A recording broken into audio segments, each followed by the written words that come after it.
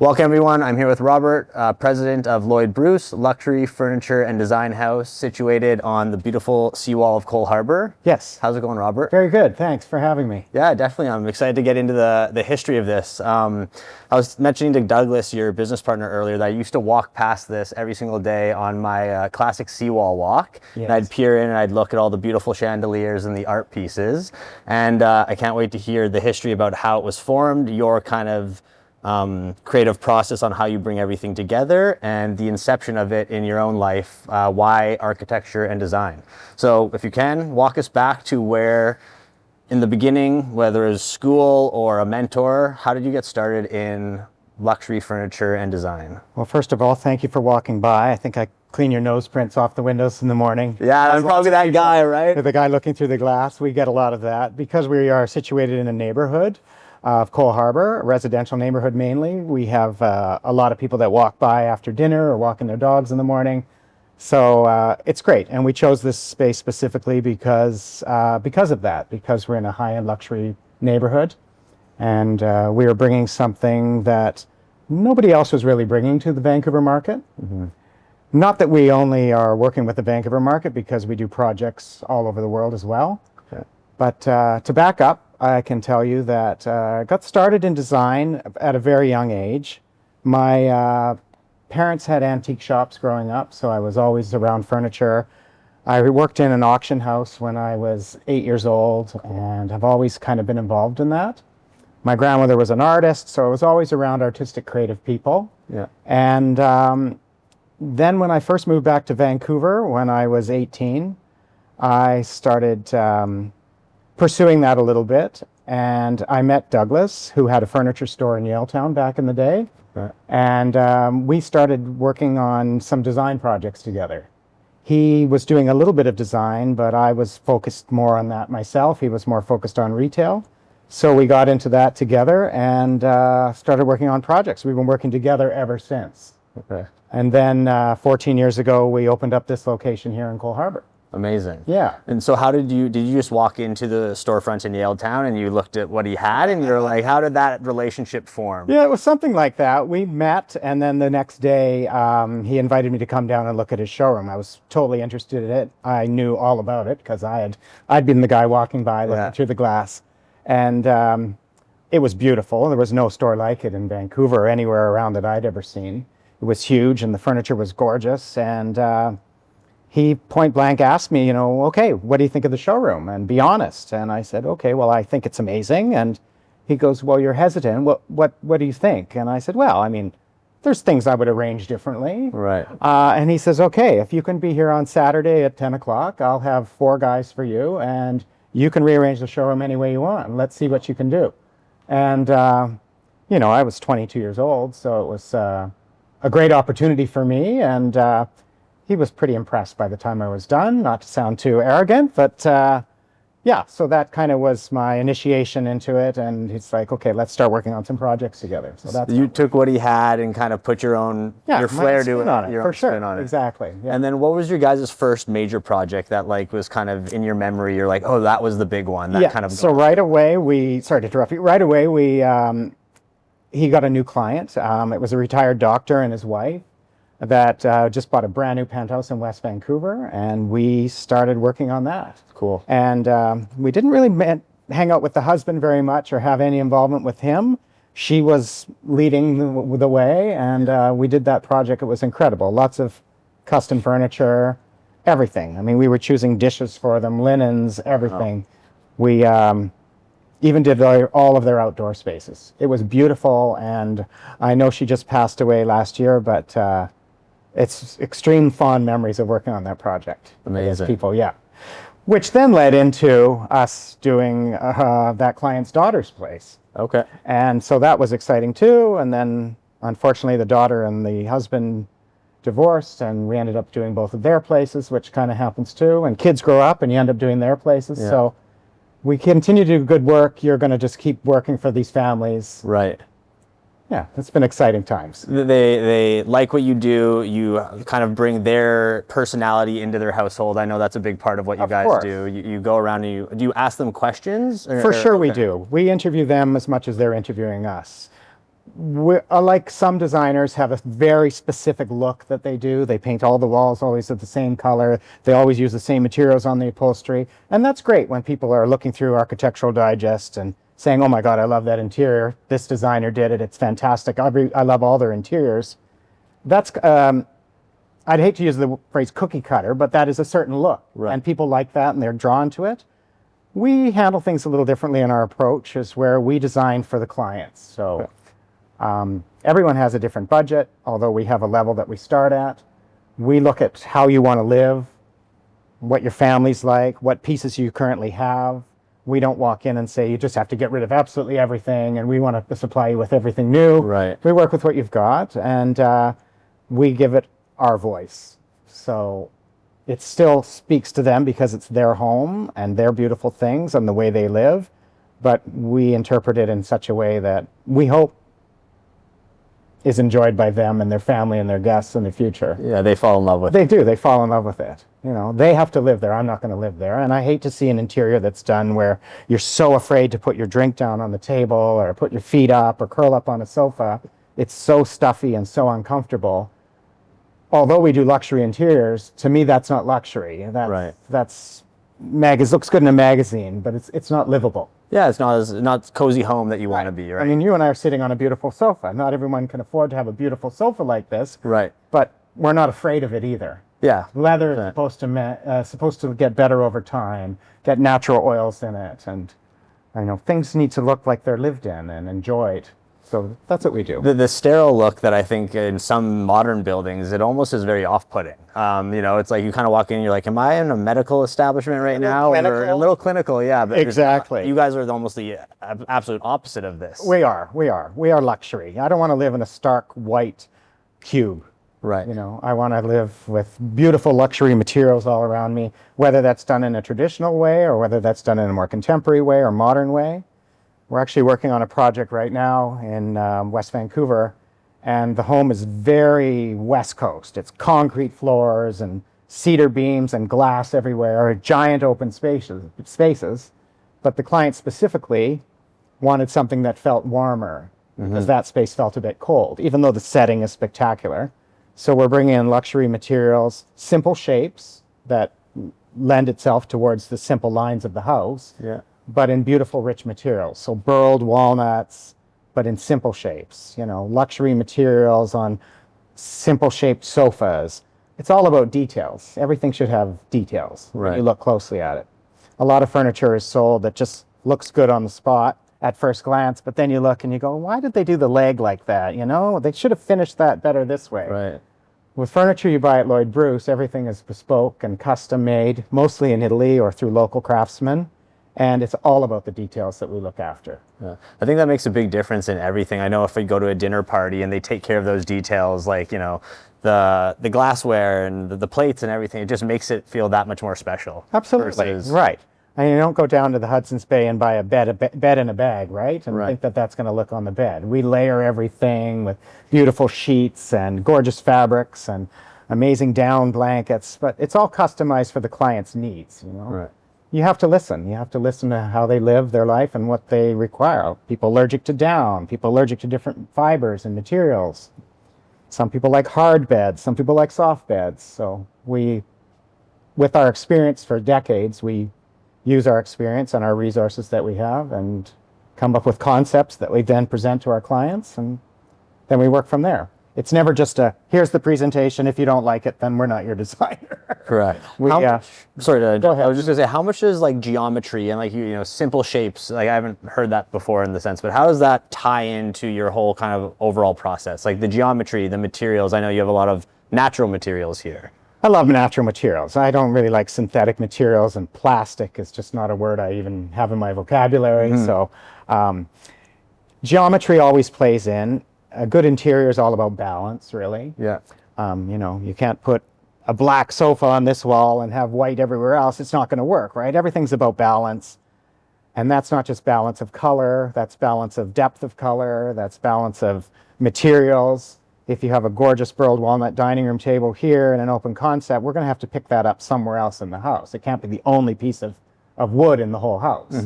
right? Even though it's special and beautiful on its own, you need to have a balance of other things. We put in amazing lighting. A very famous Vancouver designer, Robert Lettingham, told Douglas many years ago that every room required at least 5 lamps. Okay. And, you know, I live by that. Lighting is everything. It is. Sure, everything looks good in the daylight, but in the evening, you have to be able to control all your light. So we use Lutron systems. You can operate from your phones and from panels so that everything is set. When you come home at 5 o'clock, press a button and you know everything gets lit a certain way that's going to look. Or I'm having a dinner party. It's, you know, you press that button and everything is dim to that. It's not just about having a chandelier over a dining room table. It's about having the right lights on the server and in the corner of the room and lighting up dark spaces. Mm-hmm. So we take that into consideration. I think that's a huge overlooked spot is the lighting. And like, you know, I know for photography, lighting it's like a make or break. Oh yeah. People don't really think about their household, the lighting, you know, it's almost an afterthought. But for you guys, you're kind of taking that as a front. You think of that at the very beginning, really. Okay. Yeah, think about how that room is not only going to function physically, where things are going to go, how's the storage going to work in that room, how much seating is in that room, but yeah, how it's going to read at different times of day. Just like you would use it in your garden, like landscape lighting, you know. Yeah. How to light up a perfect tree specimen or the rock hillside. You know, we think of all that too. Very cool. Yeah. And so did you go to school, like in like a design background, or what was your kind of like? I always wanted to go to design school. I dreamt about it when I was really young, but I never had the opportunity because I never stopped working. I was always just in it. Yeah. And I was fortunate enough to have some great mentors that helped me along the way. And no, I never went to design school. So you really self-taught completely. Self-taught, yeah. You jumped in full on, and Yeah. then you haven't looked back. No, haven't. Amazing. Looked back. Yeah. And have you, in the process, like later on in your career, have you helped? You said you had some good mentors. Have you helped mentor people in that way as well? I think I mentor every day when I interact with people. Yeah. Okay. I mean, I don't want to keep all my information to myself. I want to share it with everybody. And right. I thought, you know, when I was even very young, I thought that everyone saw the world like I saw it. Mm. I didn't realize that it was something special and different that my eyes were seeing, and how I looked at a room and was critical of everything in there and how could I improve it. Right. Whether I was looking through an architectural magazine and I saw something and said, I don't know if I'd have done that, or I'd have done this, or I'd have changed that. I thought that's just the way my eyes look. My eyes see the world. Right. Would you give that? Is that your creative, like, kind of? What would you call it, your creative flair that you see, and like you pick up things that other people would just overlook? I think so. Yeah, some things just can't be taught. I mean, you can go to design school for 6 years, and at the end of the day, you still can't pick a color that works with something. I think. Right. A lot of it can be taught. For certainly the business side can be taught, and scale and things like that can be taught, but there's a certain eye you have to be good at what you do that way. And luckily, I think I was just born with it. Cool. Other than like my mentors. My grandmother was an artist, and she taught me how to paint at a very young age, but she taught me 3 years of art theory before she ever allowed me to pick up a brush. Okay, yeah. And, you know, as an 8-year-old, that's tough. You just want to paint like grandma's painting, right? So, you know, I learned that discipline at a young age too. Right. Yeah. I think with like any people who have a great, you know, they're great at anything, they learn the rules, but then they figure out how to break. I think it was Leonardo da Vinci or someone said something that's like, learn the rules like a pro so you can break them like a master, or something along those lines. That's right. Because you have that foundation, you build off of that, right? You bring your own thing to it. Yeah. Very cool. So that's what I've been doing. And so you said it was 14 years ago you guys moved into this location, and you had other locations along the seawall, but you were finally like, okay, let's put everything together. This is going to be our showcase piece. This is where we're going to, you know, bring it all together in one area. Exactly. So 14 years ago, we had the vision to open up a furniture store.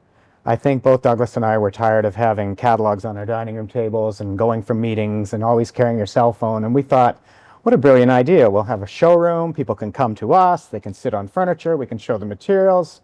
It's just more civilized. Mm-hmm. But now we're retailers. So that's a whole nother thing. You're not just designers now, you're retailers. Yeah. We did find this location. It was actually several locations along here, and we took out all the walls and did an extensive renovation. Then we found a space about 100 steps from here, and we opened up a shop there because we needed more space. We wanted to show more product. And then a space came next to that, and we opened up in there. And then about 9 years ago, a space opened up next to our main showroom here. So we thought we'd rather close those and consolidate into this space. And so we took out a wall again and expanded here and made this our premier showroom that it is today. Amazing. And we're happy here. This is so in the future, looking forward, like, Lloyd, Bruce, this is going to be your guys' place as long as you can see. As long as I can see, I don't see anything in the foreseeable future that's going to change that. Very cool. I mean, who wouldn't want to be down here? Wouldn't want to have a showroom here on the marina, the seawall, looking at the North Shore Mountains? It's truly beautiful. Like I was mentioning, every time I walk by, I'm always just like, wow, to work here would be phenomenal. Yeah. So you guys have created quite something special. We have. There's a lot of, bicycle shops and little cafes and things around here.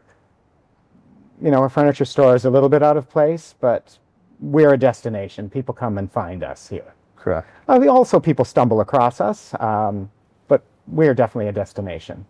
And we didn't want to be part of the Coquitlam United Furniture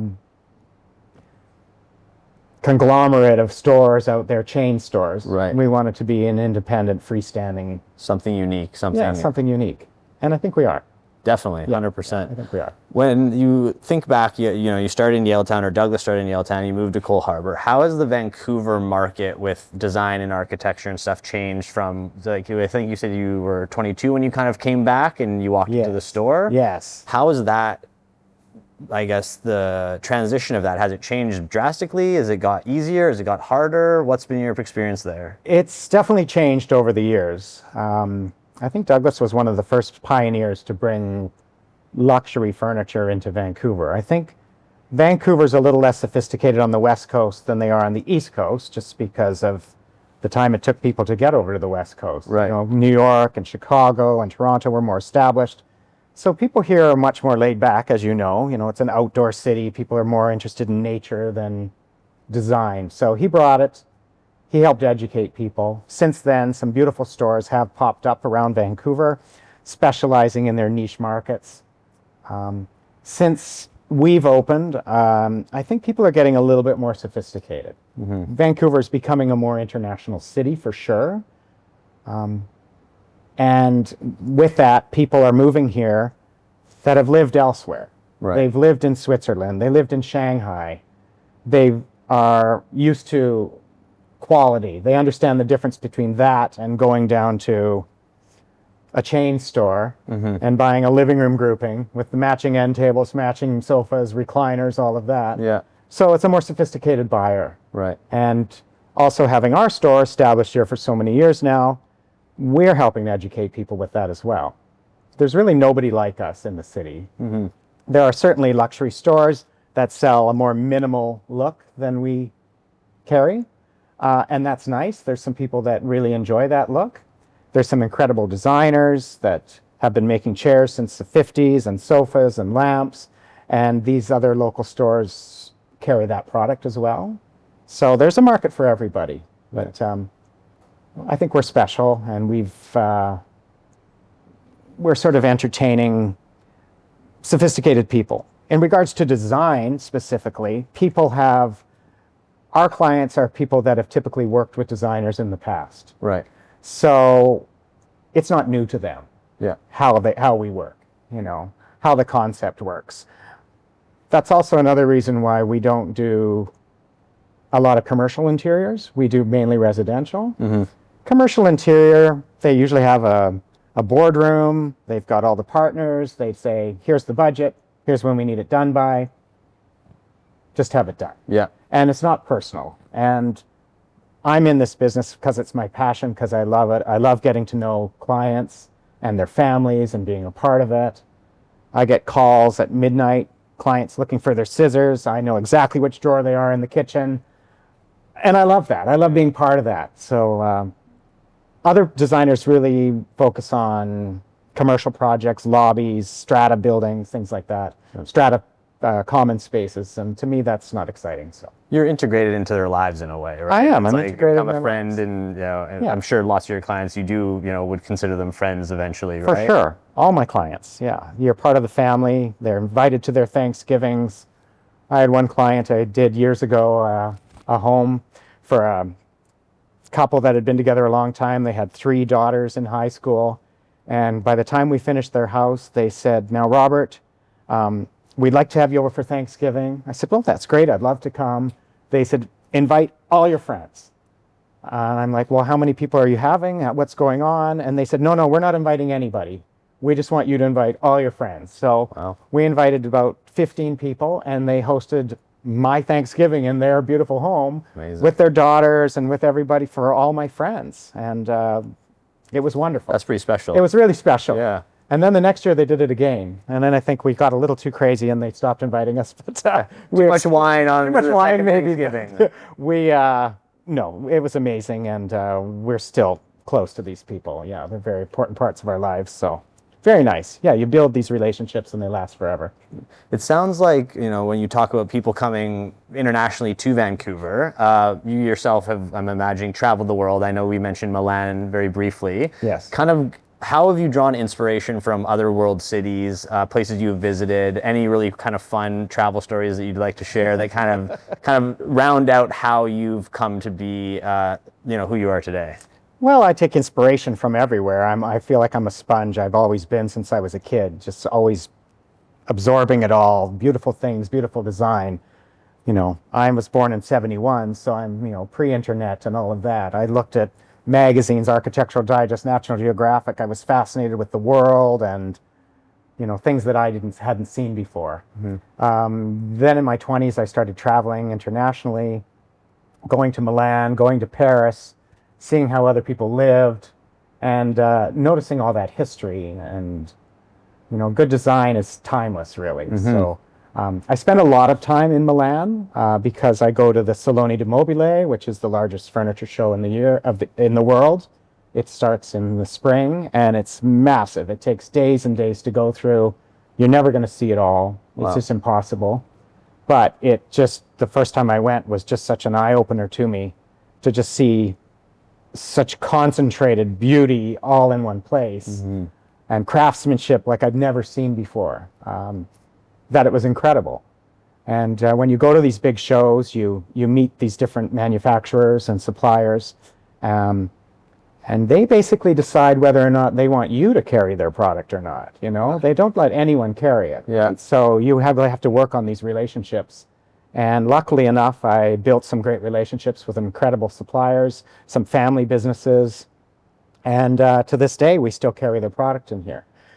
Every show we go to in the spring, they introduce new collections, and they're showing them for the first time. People are placing orders on them. They're tweaking the product a little bit.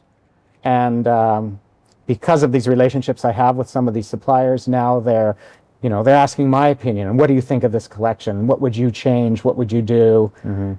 And they really value my opinion. I said, well, the back is a little high on this sofa, or maybe I would wrap this with something else. Well, for sure, by the next time they're showing a collection, they've made those changes or modified them, cool. and that's exciting. Or when we come back to Vancouver and place an order for something, we send our own fabrics. It's called COM, Customer's Own Material. So you send that to the factory, and by the time they produce it, they look at it and go, wow, we love it like that. We never seen it like that before. Next time you're at the show, they're showing it that way. Cool. So that's a big compliment. That means you're doing something right. But these shows are incredible. You walk through them. The Paris show as well is an amazing show that we go to. A lot for accessories and lighting, furniture as well. One-of-a-kind pieces that we see, because we don't just carry collections from suppliers. I personally handpick each item out of each collection that I want. A lot of times the supplier says, here's our new collection. We want you to buy the dining table, the chairs, the sofa, the chairs, the coffee table, the rug, and put it all together. But we don't do those kinds of interiors. And because we're more of a bespoke design house, I don't want to show it that way. Right. So we mix everything together from all different suppliers and put it together like we would in your home. Yeah. So Milan and Paris, like when I remember when I went to Paris, just the architecture there, it just makes you feel like you're in the presence of the divine. And every building you walk in, you're just like, wow, they really go all out here, right? Yeah, they do. Yeah. Do you find that European architecture and design, have you been to Asia? Like, do they have different design shows in Shanghai or Hong Kong? They do. They have different furniture shows everywhere in the world, basically. Every little country supports a different supports different craftsmen, and they have sort of different looks. So I often get invited from the governments of different countries to come and look at their furniture industry to help promote it. Years ago, we were invited by the Egyptian government to go there and look at their furniture shows. Last year, the Turkish government invited me to go to Turkey and look at their shows. And I'd never been to Turkey before, so it was beautiful. I loved it there. I'd always wanted to go. What's interesting about Turkey and the region there is every city and town in Turkey in certain areas specialize in certain things. So these people really have a heavy focus on upholstery. And these people are really into veneer, wood veneer, and these people do metalwork and all different regions. So I met some really incredible designers and manufacturers there that are really trying to promote that industry there. And they're working hand-picking from each region, these select people that are excellent craftsmen, and then building these manufacturing plants, very bespoke, very intimate, and they're bringing all those people in and working on building these collections of luxury furniture. So it's just growing there, but it's something we're definitely going to start carrying here at Lloyd Bruce. Very cool. Yeah. It's exciting to see what people are doing. China as well. Of course, China does everything, right? Yeah. They go to the Salone di Mobile, and within a month, they're producing what's been shown there. So, Right. Whether that's good or bad, there's certain intellectual property you have when you design something, so you don't really want to have it copied, but they can make anything from low end to high end, right? So, and to me, it's about having something that somebody else doesn't have. Right. I don't think you want to be in your home and look around and go, oh yeah, my friend has that, my cousin has that. A mass-produced It's not box special. in a way. It's yeah. mass-produced. So that's why when we send our own fabrics and our own materials, it makes it more special. Giorgio Collection is an Italian family-owned company that we've dealt with for many years, and they specialize in incredible veneered, book-match veneers, lacquer, beautiful metalwork, lots of case goods, which are like wall units, coffee tables, things like that. They do upholstery as well, but that's really their focus. And we were doing an interior here on Beach Avenue for a Chinese lady that had this as her second home. And she really wanted the same materials used throughout the house repeating. And she had her eye on a Fazioli piano, which is a very famous piano manufacturer, Italian. And she wanted to order one. Well, we went to the Giorgio factory and said, we want that same wood you're using for your veneers on this collection. Can you please send that to the Fazioli factory so they can wrap this piano in it and do that? So they did that for us. Cool. Custom piano. Yeah. It's a $200,000 piano, but it was beautiful and it fit in there like it was made for the room because it was. Yeah. When you talk about like the difference between mass-produced and like intention behind it, right? Like the designer and the craftsman, how much of that do you think comes into the finished product? You know, when someone cooks a meal and it's kind of, you know, grandma's cookies, right? That example of like they seem to taste better. Yes. The difference between a craftsman putting together a piece of furniture built specifically for you versus, you know, it mass produced at a factory, the untrained eye might be able to go, those look like the same thing. What things would you look for in a piece of furniture or a piece of art where you would go, okay, that might be, you know, more of the craftsman side, or that might be more of the mass-produced side? Yeah, I mean, the untrained eye at first glance, I think we've been taught this by looking at design shows on TV where they do like the high-low. It's like, this is the room I want with this price tag of $300,000, and here's the low, how you can do it buying on Etsy. And untrained, sure, at first glance, it's great. I'm tactile. I touch things like people do. When they're at these furniture shows, I'm touching. I'm feeling that leather. I'm looking for flaws in the leather. Right. Most of the furniture that we carry, the leather is from Swedish or Italian hides. So in Italy and in Sweden, when they have cattle, they don't use barbed wire. They use electric fences.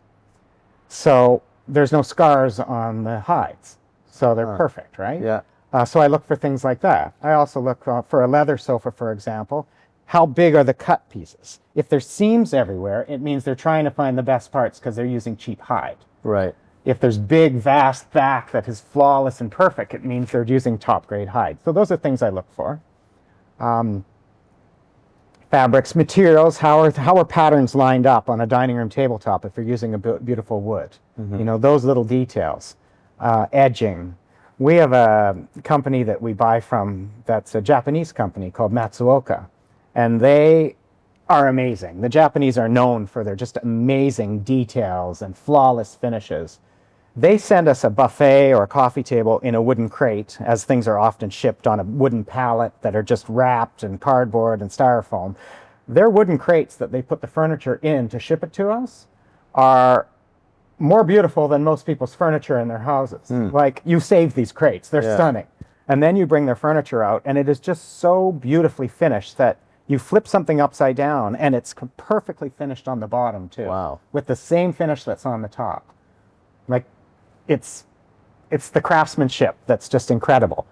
The way they wrap it inside the crate is folded like origami. It's perfect. You know, like, those are the details we want, you know.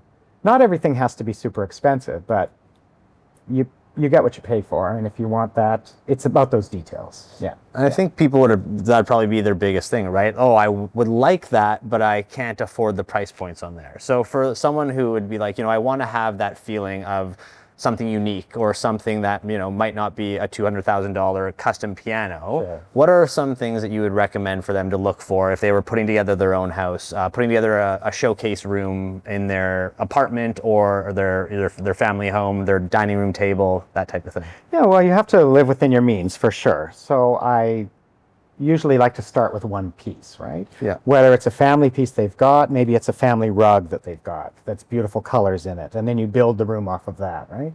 But I say invest in something good.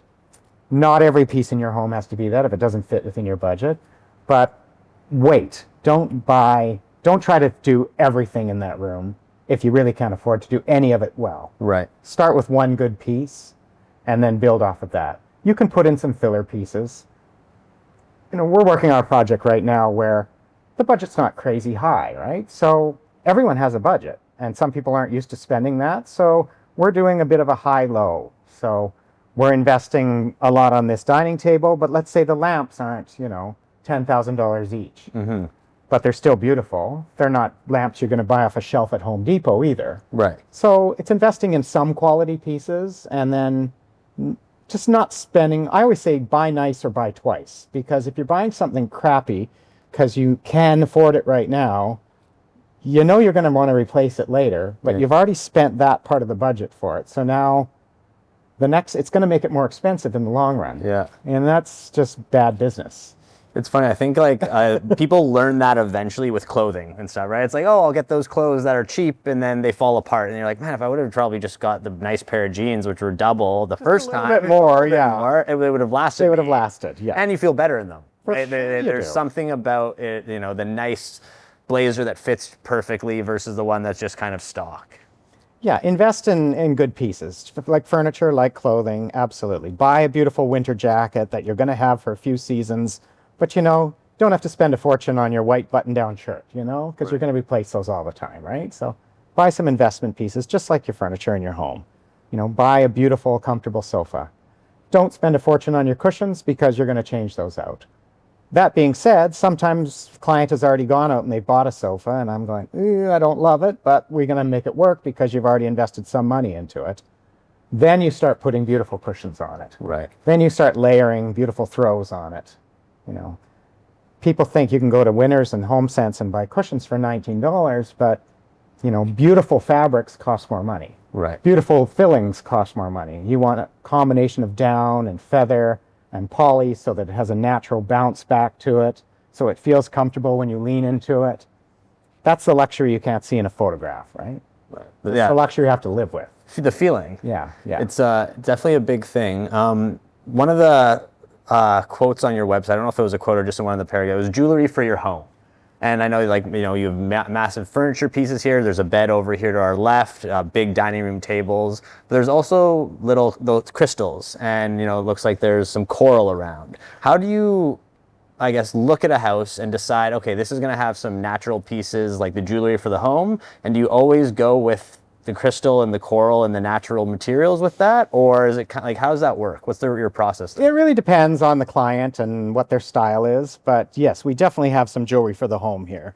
I've met different artisans and jewelers traveling through Europe that create these specific one-of-a-kind pieces, whether it's a piece of coral that they found at a coral show and they've mounted it with sterling silver on a glass base, or if it's a beautiful agate slice that they've mounted in brass on a bronze base, things like that. One-of-a-kind specific pieces. Again, I say buy nice or buy twice. Like, these are pieces that aren't just trendy that you're going to throw away. These are pieces that you're going to have forever. Like, I can't imagine anyone getting rid of that. If they've bought it once, they're going to own it forever. Yeah. It's an investment. I find these people in my travels. When I go to these big shows, I also walk around these cities afterwards, and I see little shops that specialize. It's a family business, it's been around for 400 years, that specialize in working with these things. And you meet these people, and they're loving the fact that you want to carry their product, that you're so excited about their product. You know, from an international buyer, that's everything to them. They're a little mom and pop place. They're making exquisite things that you can't find these anywhere else. And I'm loving them and bringing them and selling them in this showroom in Vancouver, and they get so proud of that. So that's nice. We love natural materials as well, alabaster and crystal and coral. But I love beautiful, rich woods too, and leathers, as we talked about. So it's everywhere. It's that layering, that balance. Every home needs something natural. I think having a natural quartz crystal or amethyst, you feed off of it. It cleanses your energy around you, and Right. I think we all need that in this world. I would agree. It's funny, I was reading something the other day. When people see crystals, they really think of like the woo-woo market, right? Just kind of in general. It's like, oh, crystals there. And it was tying in, well, your phone's a crystal, and our satellites have crystals, and everything with technology that you utilize has crystals in it. Yeah. And Yeah. I remember one of the things I had noticed when I would walk past here is the amount of crystals you guys would have. Like these big, beautiful pieces, and they feel like you're drawn to them in some way. Now, those are aesthetics, but you said they cleanse your energy, or they help cleanse the energy of the room. Yeah. Do you, when you work with clients, is that a big part of what people are looking for? Or does a client say, you know, I'm looking for, like, I know there's feng shui in Japanese and these type of things. How much does that sort of energy management come into designing a space? I don't know so much about energy management, although we have worked with some feng shui masters, because clients either had them for themselves and we work with them and collaborate with them. It's all these specific needs per individual home. But who doesn't want to go home and lay in their bed and feel calm and relaxed? Yeah. So if you're surrounded by these things, I just think it just happens naturally for you. Yeah. Everyone wants to have a calming home environment. Life is very hectic for a lot of people. You want to come home and feel tranquility in your space. Imagine sitting around a dining room table where the base of the dining room table is made by a 400-pound smoky quartz crystal, and what kind of energy that brings you sitting there around that drinking wine with your friends. True. I think it's hard to calculate that. Yeah. But, you know, that specific table sitting directly in front of a desk I work at every day, and that brings me calmness. It's palpable. Yeah. Yeah, I remember it was the first thing I noted when I walked in. I was like, wow, that's quite the piece there. And you're like, yeah, it's smoky quartz. It's beautiful. Truly one of a kind. Yeah. And you're saying it was like double. We'll put a photo of it in the podcast here, but it's double or triple the size of how they would normally be? A rare smoky quartz, extra large, is usually about under 30 centimeters to 40 centimeters. Yeah. And that piece is massive, and really very few exist in the world like that. Very famous Italian jeweler found that piece at a gem show in Italy and designed the whole table around it, just like you would find a amethyst or a diamond, and you would design the bezel and the ring around that stone. He did that with the table, right down to having the glass on the top faceted in the way that the quartz itself is naturally faceted in nature. It's a beautiful piece. Yeah.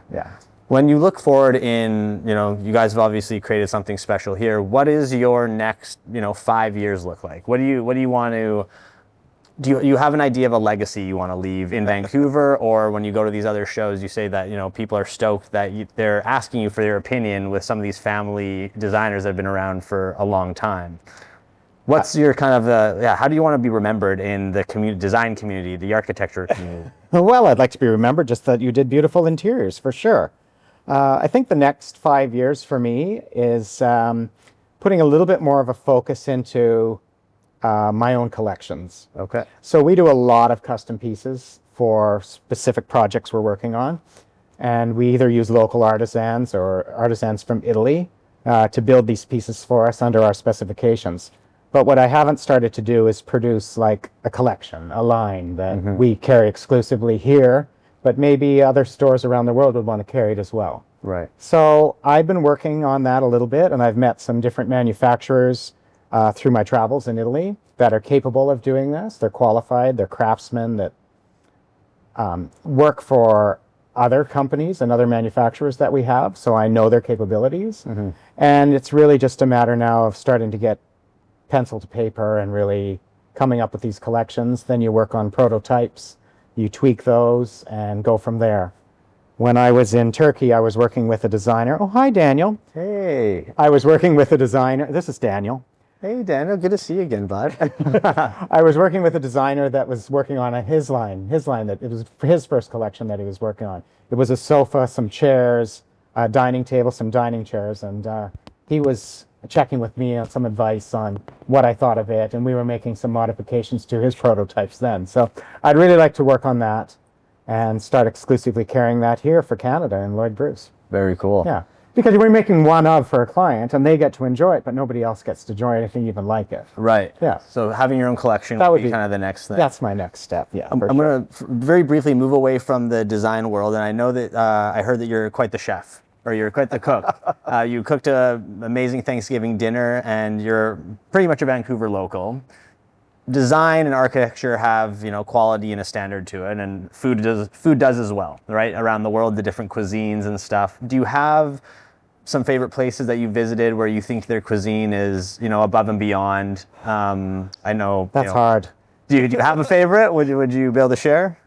Locally or internationally? I mean, I love the food everywhere. I love the food in France. There's some incredible restaurants in Paris. And I love Italian food, passionately love it. But recently, over the last 8 or 9 years, I've been spending a lot of time in Sicily, and that's southern Italy. And they have a very unique type of food there. Okay. Whereas every region in Italy is sort of known for its own. Sicily has this sort of melding of flavors. I think it has to do more with Sicily being overtaken, this island of Sicily being overtaken by so many different, in history, so many different cultures. From African culture and the Moors to the Romans to the Greeks, and all of those cultures, as they occupied this island, brought their flavors to the island. Right. And so it's a very unique culinary experience there that I love. So I'm passionate about food there. I'm passionate about food in general. If you're going to do something, do it well. And food is about layering flavors, like an interior is about layering textures. I just love it. I love it very much. I have a friend that lives in the Okanagan, and we video call on Sundays, and we cook together. So we do a meal planning through the week and decide what our menu is going to be. And on Sunday, we get our phones and we video call each other, and we've got all the ingredients, and we cook for hours and drink wine and Amazing. Make a cocktail together, and then drink some wine together. And we share the wine. We make an appetizer, an entree, sides, a dessert, and for the next 4 hours, we're cooking and having a great time. Really brings people together. It brings people together, and you learn how to cook. And when someone else is cooking the exact same thing, it's like, well, just show me how yours looks. Okay, yeah, that's how this is supposed to go. And you're working with recipes that you share with each other. It's good. It's a nice way. Love to hear that. Yeah, it's a nice way. When we're just about to wrap up here, and the last couple questions. If someone was looking in, a younger person, they want to get into design and architecture, how would you? A couple things you would mention to them, or guidelines, without kind of, each designer has their own look and their flair, and it's really their creative, like what you said, how you see the world makes your thing unique. So what can you share with a potential designer, a potential architect, to kind of help bring their creative potential to the surface? Well, I say be true to yourself for sure. If you can mentor under somebody, I think that's great for somebody starting out, because you're going to learn so much more than you're going to learn in school, because you're going to get firsthand experience instead of textbook experience. Also, I don't believe in following trends. I think trends come and go so quickly. I think focusing on timeless interiors is the way to go. That being said, I would probably work more if I did trendy interiors because people would want to redo it every year. Right. Instead of doing timeless interiors that it's nice, we're going to keep it the way it is, and now it's like, Unless they have another house. yeah, forever a friend, but not really a client anymore, right? Right. So, but I think, yeah, definitely for a young person to mentor under somebody they respect their aesthetic and their design, I think would be the way to go. And travel, see the world, take it all in, go to the Paris flea markets, see the different styles, know the different periods of style of design. That's important. You have to have the knowledge of the words for starters. But yeah, I don't know. I would love to hire somebody young and interested and passionate like I was. I'd love for me to walk through that door right now and say, will you give me a job? I'd absolutely hire them in a second if someone came in with the passion that I had. Even if they didn't have the schooling? 100%. Really? Okay. Almost prefer it, yeah. Because then you're not having to reteach somebody. You're just helping them along. And you don't want to restrain someone either. You want them to be able to bloom and blossom, right? Right. Yeah, I'd love that. Very So if anyone's out there, oh yeah, anyone tuning into this, hey, the Coal Harbour seawall, Lloyd Bruce is the spot to come in. Absolutely. And, Loving make it. sure you're absolutely as stoked as Robert was when he walked into Douglas's place. absolutely, yeah. The last question, without knowing the next guest that's going to be on the podcast, we always ask what you would ask that person. A question that you like to ask people when you get to know them and meet them for the first time. Is there anything that you would like to pass on to me that then, without knowing who the next guest is, we kind of do this as like a phone game thing. So it's like pass on the question and then it goes down the line. Oh my gosh. It can be anything, no stress. Yeah, I don't know. Let me think. I don't know. Next question, not knowing who you're going to have on. Just a simple question. Where'd you get your shoes? Where'd you get your shoes? All right, that's going to be the next one, guys. Okay. Robert, thank you very much for your time. I appreciate it. And very nice to meet you. Thank you so much. Thank you. Thank you. See you later, guys. Bye. Thanks so much for listening to the Create Podcast. Please be sure to like, subscribe, and share with your friends. See you next Wednesday.